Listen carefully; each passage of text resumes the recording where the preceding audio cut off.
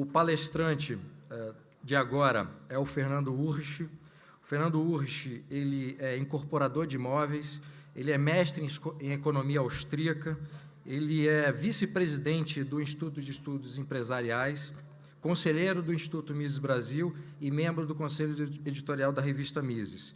O Fernando é um grande entusiasta e um grande estudioso do Bitcoin e do futuro da moeda, quer dizer, o que o futuro, com o desenvolvimento tecnológico, o que isso vai nos trazer em termos de sistema monetário, em termos de uso das moedas, e o título da palestra dele é O Futuro da Moeda e dos Bancos Centrais. Fernando Urrich, por favor.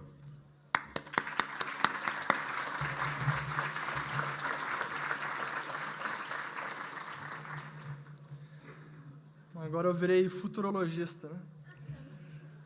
Bom dia a todos. É realmente fantástico estar aqui na 4ª edição da Conferência de Escola Austríaca e eu queria convidar vocês todos a uma salva de palmas à organização do Instituto Mises Brasil, que realmente está espetacular, mais uma vez, a edição da Conferência de Escola Austríaca.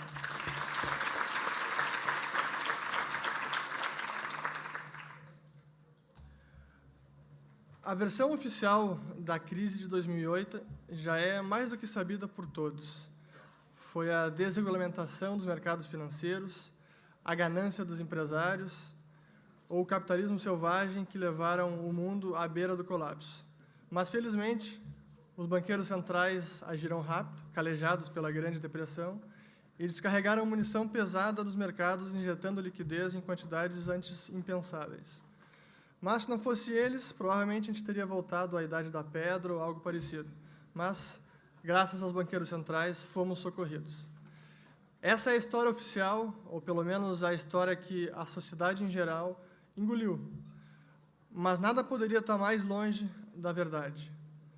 O que ocorreu em 2008 foi resultado, a consequência inevitável da ordem monetária que vivemos, e as medidas que os bancos centrais têm tomado desde então estão determinando o futuro da moeda e dos bancos centrais.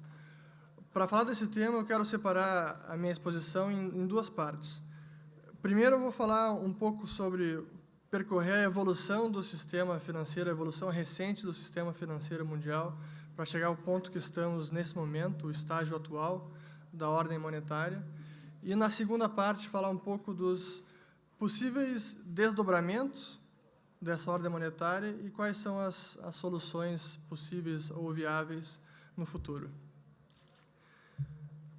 Daqui uma semana vai fazer praticamente, são 6 anos da quebra do banco Lehman Brothers, que foi a maior falência da história dos Estados Unidos até então e certamente o ápice da crise financeira de 2008.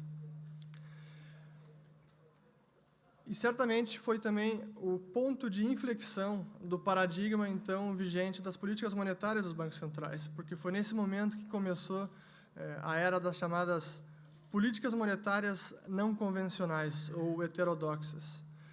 Para a gente ter uma ideia de como funcionava antes, até após o fim do último vínculo ao ouro, precisamente no dia 15 de agosto de 1971, quando então o presidente dos Estados Unidos, Richard Nixon, decretou o fim de qualquer conversão do dólar em ouro, o que na prática significava o fim do regime de Bretton Woods. Desde esse momento que as políticas monetárias se tornaram um tanto arbitrárias, porque a partir daquele instante elas dependiam basicamente dos doutores e PhDs no comando dos bancos centrais. Então a provisão de moeda estava sujeita aos ditames de tecnocratas e políticos até certa instância. E como é que funcionou na década de 70 e 80? Logo depois do fim de Bretton Woods, o objetivo da política monetária era basicamente perseguir um crescimento de um agregado monetário, ora medido pela base monetária, ora medido pelo M1. Os bancos centrais buscavam, por exemplo, 2% de crescimento da massa monetária ao ano. Esse era o objetivo na década de 70 e 80. Mas no fim do século, no início dos anos 90 e no fim do século, ganhou muito proeminência as chamadas metas de inflação, que é o que vivemos até hoje. E nesse regime de política monetária, como vocês bem sabem, os bancos centrais buscam ou perseguem um dado índice de inflação, medidos por algum índice de preços ao consumidor, e atingem esse objetivo através da manipulação das taxas de juros. E a oferta monetária não passa de uma consequência dessa manipulação de taxa de juros. Mas a verdade é que nenhum desses regimes monetários conseguiu durar muito tempo. Está complicado o pessoal lá fora?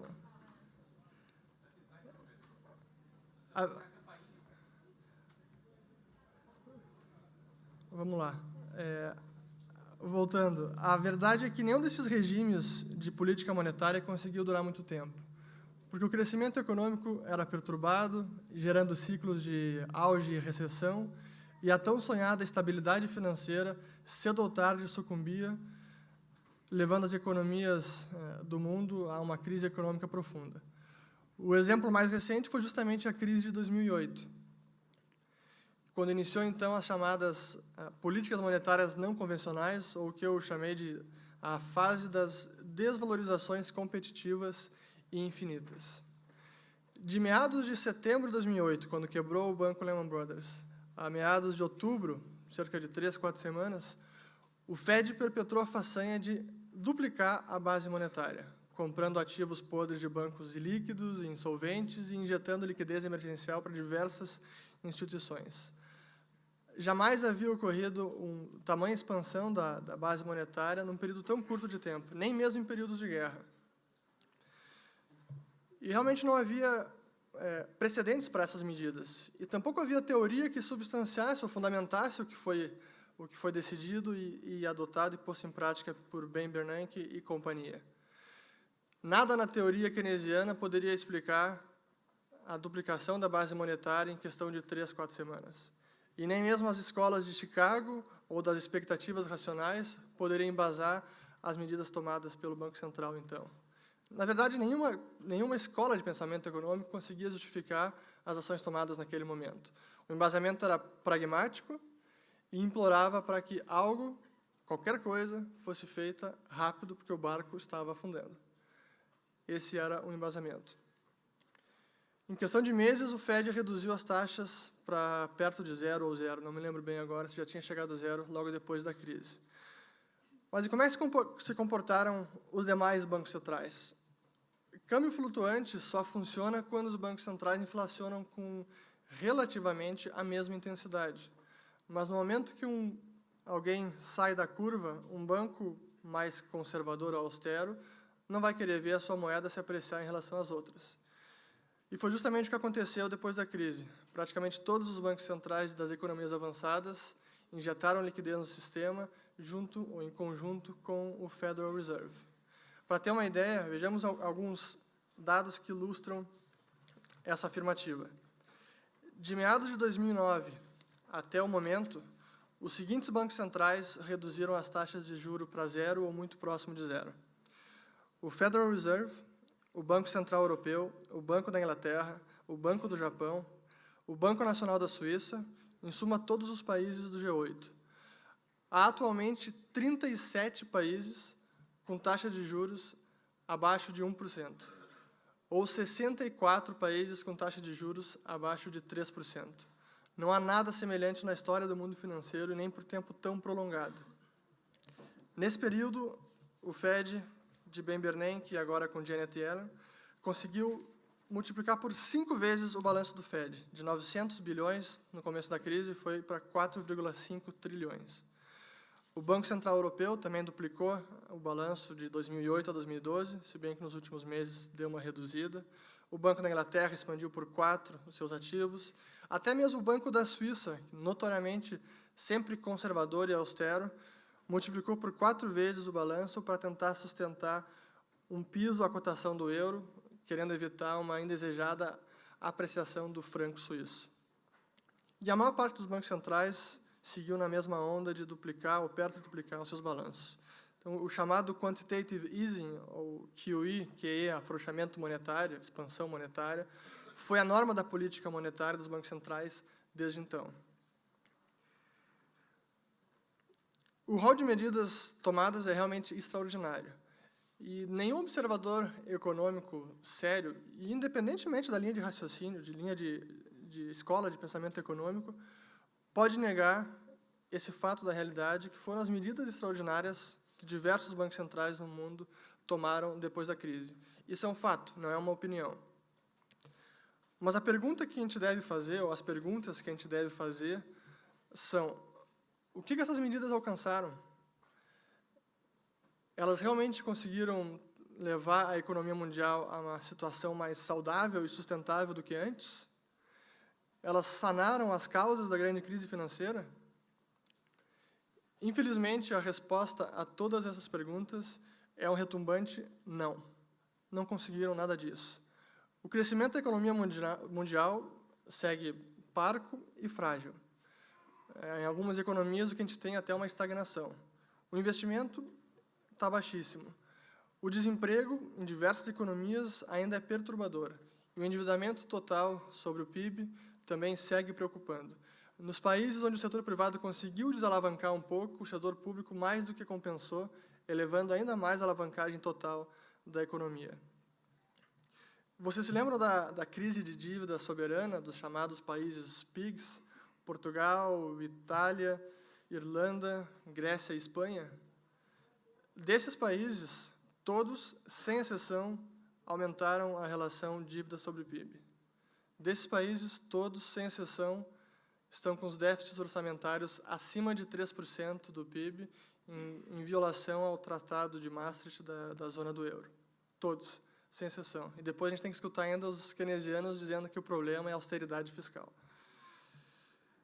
E na União Europeia como um todo, é a mesma tendência. O endividamento como um todo aumentou, assim como no Reino Unido, como nos Estados Unidos, e nem precisa falar do Japão, que está com quase 250% de dívida sobre o PIB, mais que o dobro da média dos outros países.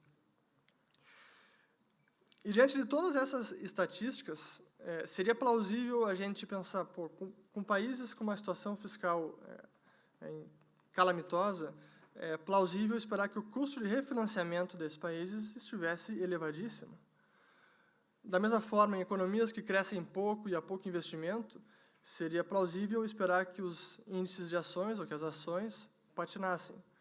Mas é exatamente o oposto que a gente tem visto nesse momento. Nas economias chamadas avançadas, diversos índices de ações têm batido recorde atrás de recorde nos últimos anos, especialmente neste ano. O Dow Jones, neste ano, bateu 16 mil pontos, e pouco tempo depois, 16 mil pontos já era a maior marca de toda a sua história, e pouco tempo depois, bateu os 17 mil pontos. A mesma coisa com o S&P 500, o Standard & Poor's 500, que também bateu 2 mil pontos, maior marca de toda a história. A mesma coisa com o DAX da Alemanha, maior marca de toda a história. Não lembro se bateu 10 ou chegou a ultrapassar os 10 mil pontos.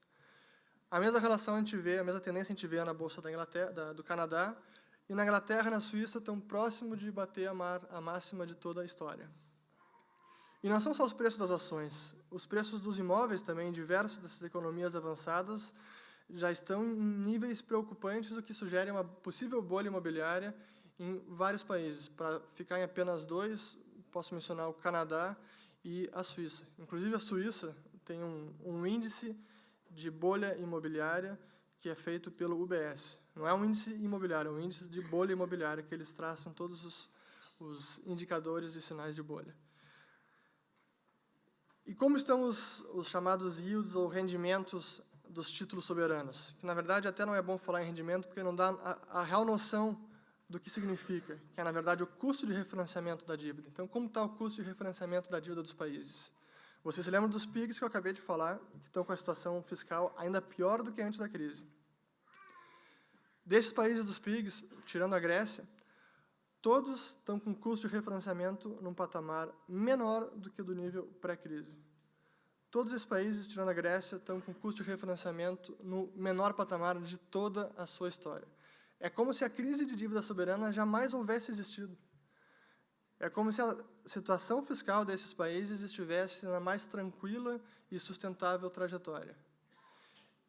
E a mesma situação a gente vê nos yields, ou os rendimentos dos títulos dos demais países, como Alemanha, Inglaterra, Estados Unidos, Japão, que apesar de toda a situação fiscal, com todos os estímulos monetários, o título de 10 anos do Japão segue em torno de 0,5%.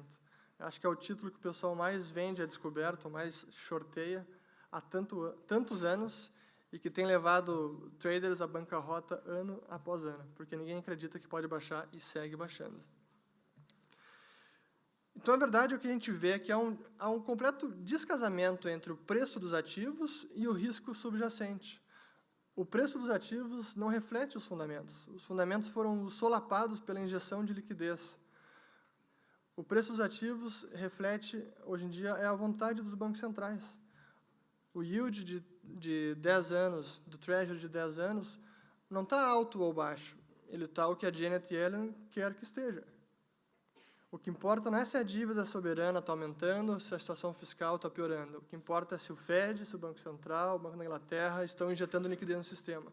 O que tem guiado os mercados é justamente isso. É mais expansão monetária, é mais redução de juros, não são os fundamentos. E como um analista econômico, eu não recordo o nome, muito bem colocou, o Fed passou de prestamista de última instância ao precificador de última instância.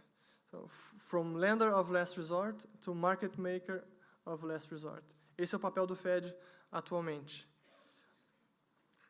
E, nesse sentido, eu não posso deixar de discordar com o Andy Haldane, que é um diretor executivo de estabilidade financeira do Banco da Inglaterra, que, no ano passado, no discurso no Comitê do Tesouro, disse o seguinte, abre aspas, sejamos claros, nós inflamos intencionalmente a maior bolha de títulos soberanos da história. Se eu tivesse que destacar qual o maior risco à estabilidade financeira global neste momento, eu diria que é uma reversão desordenada dos rendimentos de títulos governamentais globais. E quando o Haldane fala em nós, a verdade é que não são somente os bancos centrais os culpados. A própria regulação bancária também tem sua culpa. De que forma?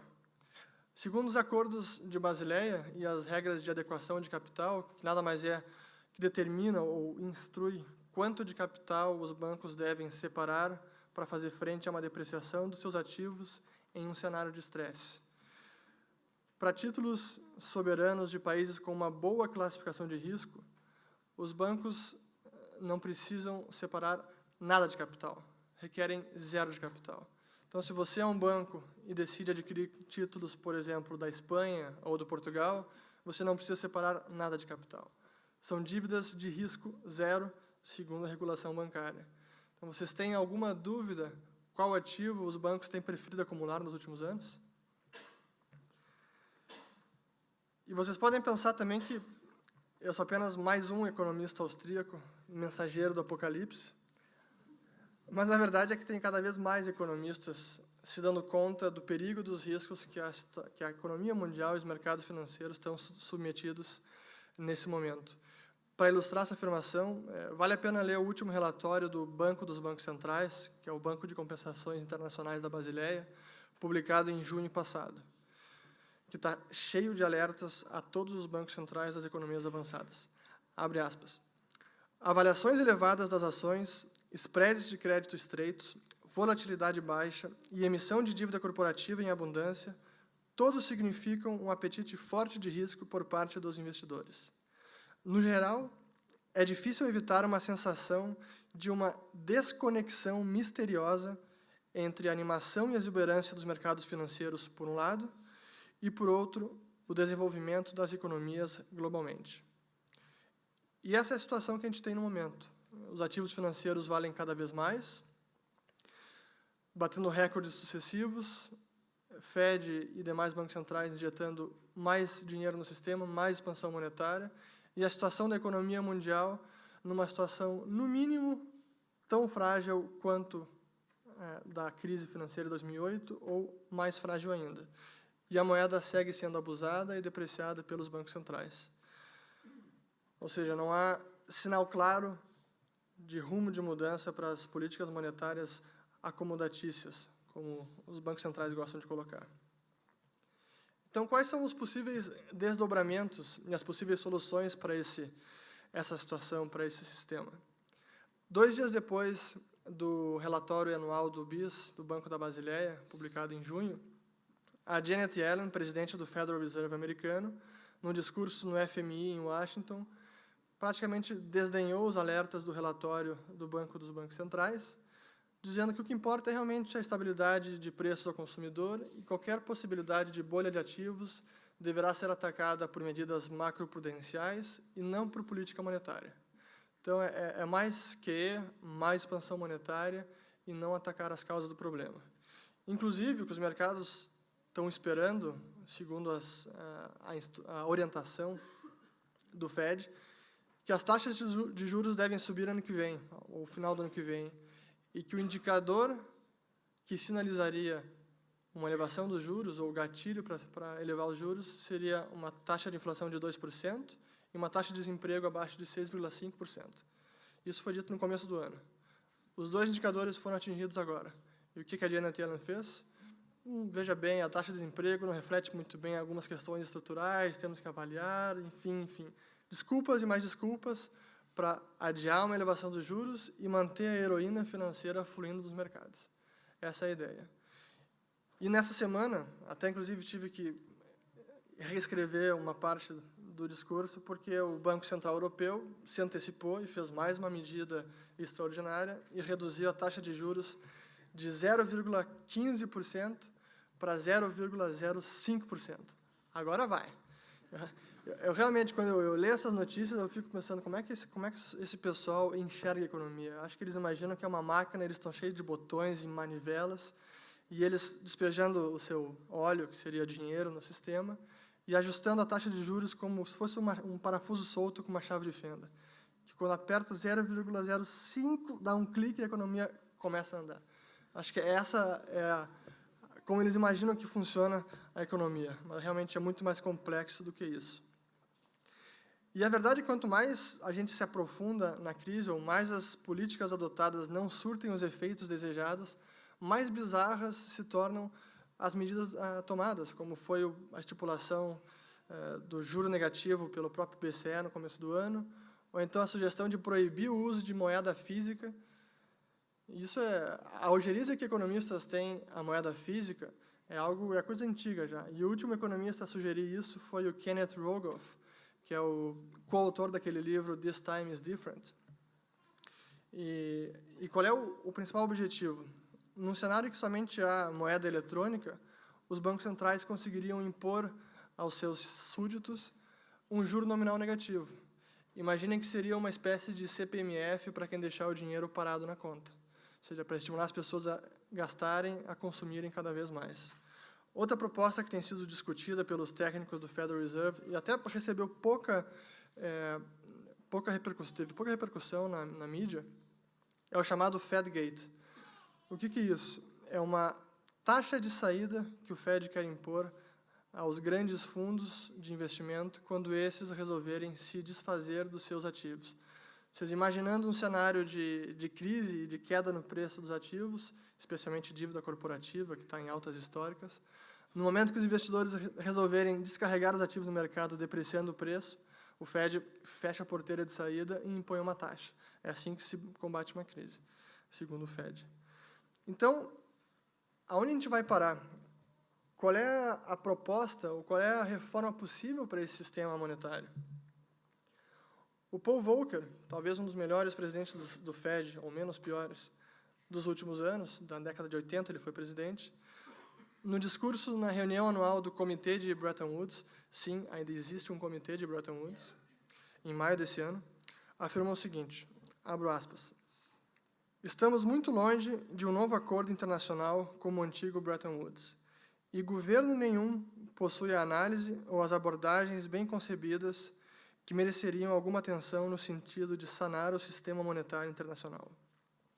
Então, não há qualquer vestígio de proposta ou reforma, nem mesmo ações coordenadas por parte dos principais bancos centrais e governos para reformar a ordem monetária vigente.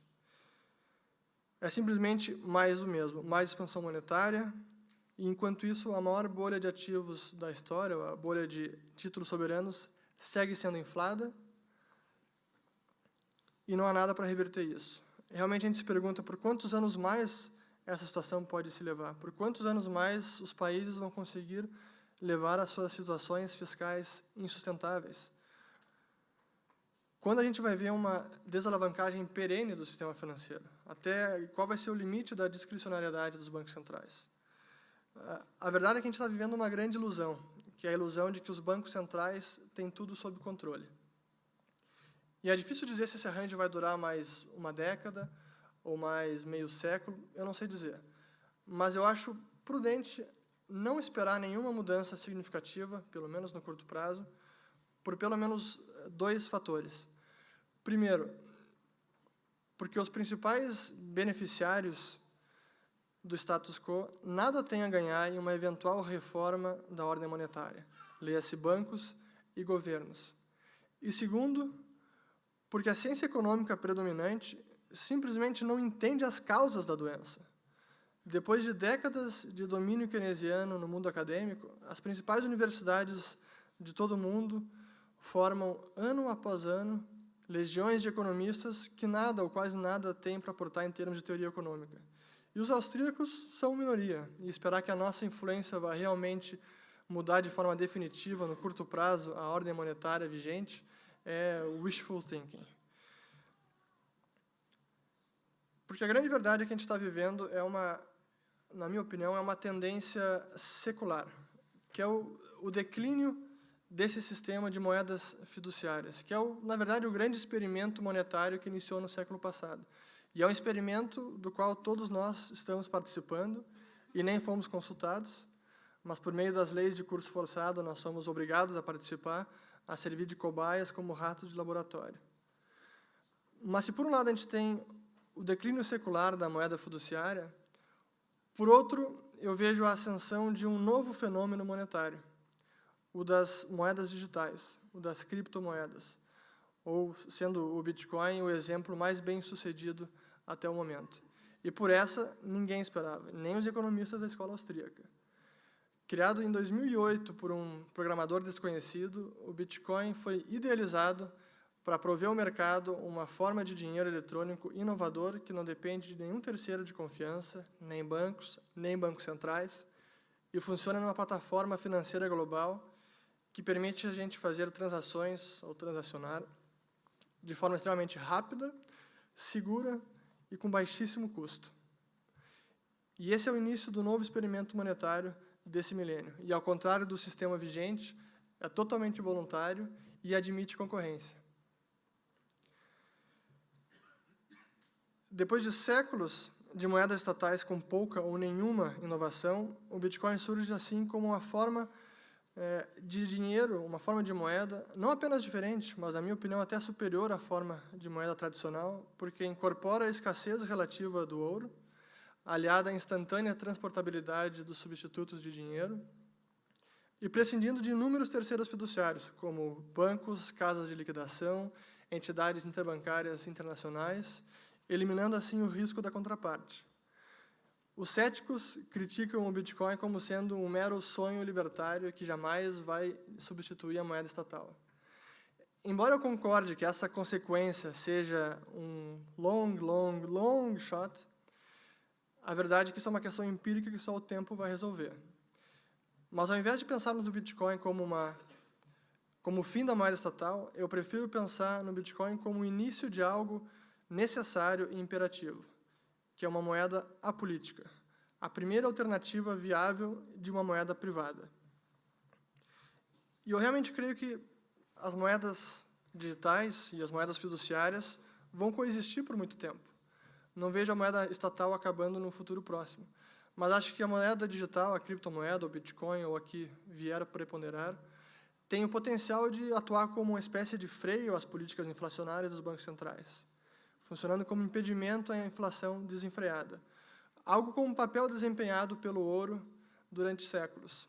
E por falar em ouro, falar no metal precioso, eu vou dizer algo aqui que talvez vá deixar muitos de cabelo em pé. Mas eu realmente acredito que as chances de uma criptomoeda ter cada vez mais êxito são maiores do que as chances do ouro algum dia retornar como padrão monetário. E, para concluir, eu gostaria de lembrar que este ano é simbolicamente muito especial para a Escola Austríaca de Economia, porque marca os 40 anos do Prêmio Nobel de Friedrich Hayek. E, aproveitando essa menção, permitam-me citar uma frase de Hayek sobre o dinheiro. Abre aspas. Um bom dinheiro só pode surgir do interesse próprio, e não da benevolência. Sempre tivemos moeda ruim porque a empresa privada não teve permissão de nos fornecer uma melhor. Fecha aspas. Tenho certeza que, se estivesse o Hayek hoje vivo, ele estaria extremamente contente, porque estamos testemunhando em tempo real a desestatização do dinheiro. E isso é algo incrível. Vivemos tempos realmente extraordinários, como economistas e como cidadãos. E, por fim, é preciso dizer que o futuro da moeda estatal é sombrio. Nada de bom virá dela. Ela seguirá sendo abusada e depreciada e submetida aos caprichos dos bancos centrais e dos governos. Mas o futuro da moeda de verdade, a moeda privada, a moeda livremente escolhida pelos indivíduos no mercado, o futuro dessa moeda é muito promissor e fascinante. E eu só posso dizer que eu não vejo a hora desse futuro chegar. Muito obrigado.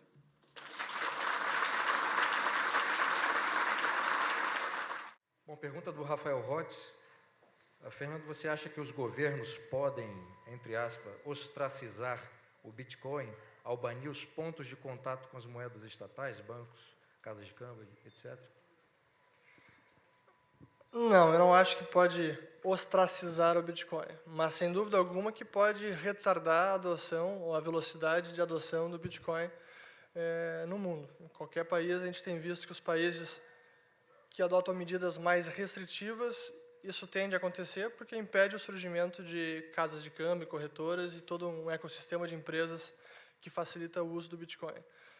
Mas é preciso entender realmente o limite da ação do Estado no Bitcoin, que realmente é uma tecnologia inovadora, e por funcionar numa rede distribuída, que não existe um ponto central, não existe uma entidade central que pode ser atacada ou coibida a responder de acordo com os ditames do governo, o Bitcoin, nesse sentido, é muito resiliente. Então, por mais que o governo tente atacar uma casa de câmbio ou decretar o fim de uma corretora, o sistema continua operando. E, por um lado, eu acho que uma possível proibição ou medidas mais restritivas de algum governo pode até surtir o efeito contrário, que as pessoas vão ver, pô, alguma coisa de bom essa moeda tem. Então, eu realmente não acho que pode ostracizar, mas pode retardar a adoção, sim. Bom, são perguntas que são complementares à última parte da sua resposta, Fernando. Eu vou fazer as três, porque elas estão relacionadas, e aí você veja a melhor forma de respondê-las. Primeira pergunta: o governo tem meios de controlar moedas privadas? E como você vê a proibição do Bitcoin em certos países? Ele deu exemplo aqui da Rússia, e se você acha que isso pode acontecer no Brasil? Meios de coibir a moeda privada, sim, tem, e teve ao longo de todas as últimas décadas, tanto que nenhuma teve a possibilidade de prosperar. No Brasil, praticamente nenhuma. Nos Estados Unidos, houve algumas, como o Liberty Dollar, se não me engano, o DigiCash, o DigiCash, que foi no final da década de 90. Mas todas tiveram um problema justamente da centralização. Dependiam de uma entidade emissora e que controlava a moeda. E por ter uma entidade assim, sendo um alvo fácil, uma presa fácil para os governos, foi muito tranquilo o governo chegar lá e encerrar as atividades. Então, uma moeda privada, como funciona a moeda estatal, emitida desde um ente centralizador e que cuida de todo o processo, acho muito difícil de prosperar. Agora, sobre a proibição, na Rússia, se eu não me engano, não foi proibida, pelo menos não de forma explícita. O único país que eu tenho ciência que realmente proibiu circulação, ou emitiu uma proibição de circulação de moeda digital, foi a Bolívia. Agora, se o Brasil pode proibir o Bitcoin, olha, se a gente vê o histórico de políticas monetárias no Brasil, eu não tenho a menor dúvida que sim, é possível, infelizmente. A pergunta é a seguinte: conforme falado no início da palestra, por que existe um esforço tão grande em não permitir a valorização da moeda? Pode repetir? Por que existe um esforço tão grande em não permitir a valorização da moeda? A gente teria que perguntar por que os governos insistem em gastar tanto. Realmente, a depreciação da moeda, a inflação, é uma consequência das necessidades fiscais dos governos. Então, a inflação, a depreciação da moeda, ela ocorre pela impressão de dinheiro e pela necessidade dos governos de financiar os seus gastos. Então, essa é a principal razão. Infelizmente, temos diversas escolas de pensamento econômico que sustentam esse status quo como sendo necessário para o crescimento econômico. Uma moeda que deprecia ao longo do tempo é imperativo para o crescimento econômico. Então, temos uma necessidade real de governo e um embasamento intelectual por trás disso. Esse é o problema. Quais são as moedas digitais mais seguras, Fernando? Acho que nesse momento é o Bitcoin, porque é a que tem a maior, em primeiro lugar, tem a maior rede em termos de força computacional, é o maior projeto de computação distribuída do mundo inteiro, e tem crescido, a força computacional do Bitcoin tem crescido a taxas constantes exponenciais, está dobrando a cada 4 semanas, mais ou menos. Então, é algo surreal na história da lei de Moore, de informática, não tem nada tão incrível quanto o Bitcoin tem sido nos últimos tempos. Essa é uma razão. E a outra porque é a que foi mais estudada, a que está sendo mais mantida pelos desenvolvedores e por programadores, que já tem todo um ecossistema por trás que faz com que ela seja a mais segura e é a mais usada hoje em dia. Então, pelo chamado efeito rede, é a que tem mais usuários, então é mais fácil os usuários aderirem a essa do que migrarem para uma outra que pouca gente está usando. Então, são esses fatores que eu acho que é o Bitcoin o mais seguro. Mas nada impede que venha alguma outra mais segura no futuro. O bom do Bitcoin é que ele é uma moeda digital aberta.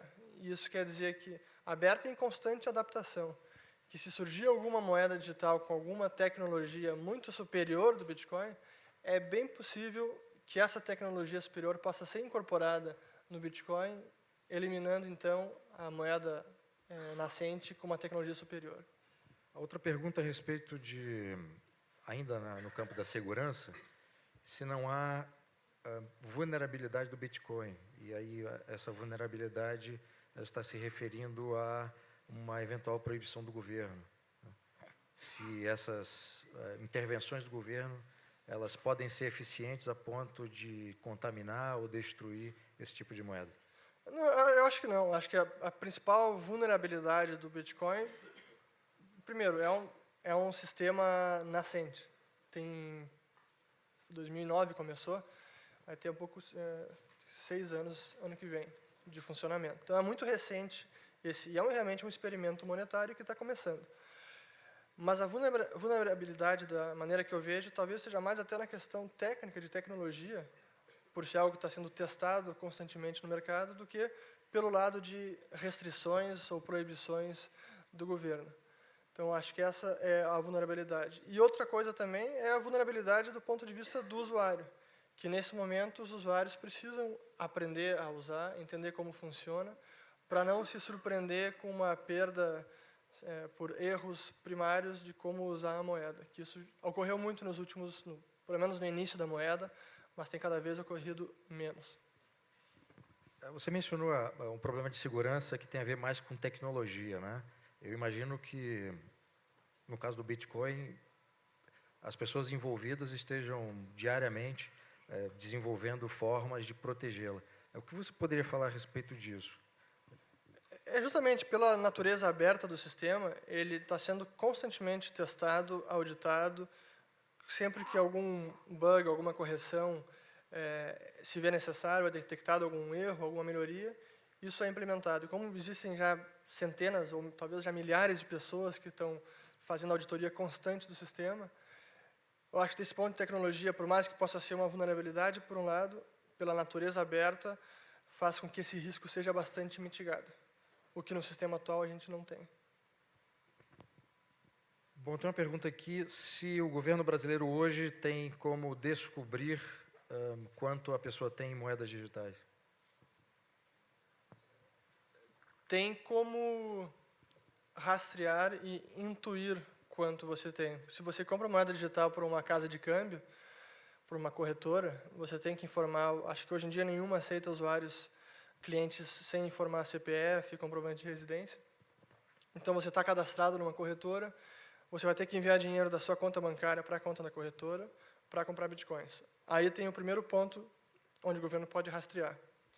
E depois disso, se você saca os bitcoins da corretora para uma carteira que só você controla, para uma conta sua, isso também pode ficar registrado, ou o governo pode exigir que a empresa informe essa transação para a sua Receita Federal, ou qualquer que seja o órgão regulador. Então, é possível, sim. Então, não é a moeda ideal para criminosos e para quem quer fazer evasão fiscal. Não é para isso que ela foi feita, não. Bom, eu queria convidar, então, vocês. Algumas perguntas não puderam ser feitas, eu vou encaminhar ao Fernando Urrich, e eu queria recomendar vivamente o livro do Fernando, Bitcoin, a moeda na era digital. Está sendo vendido ali fora, quem quiser depois, no intervalo, depois do almoço, ou agora, enfim. Não, melhor no intervalo depois do almoço. Pedir um autógrafo para o Fernando. É um livro muito bom, o Fernando escreve do jeito que fala, muito claro, e eu li o livro e fiquei com a impressão que eu sabia muito, né? Mas as pessoas que já leem, já são interessadas pelo assunto, vão ter ali um material bastante rico para avançar em determinadas investigações, e aqueles que, como eu, são ignorantes no assunto, é uma excelente porta de entrada. Bom, eu queria agradecer a cada um de vocês, especialmente o Fernando, pela bela palestra, e vejo vocês depois do almoço. Muito obrigado.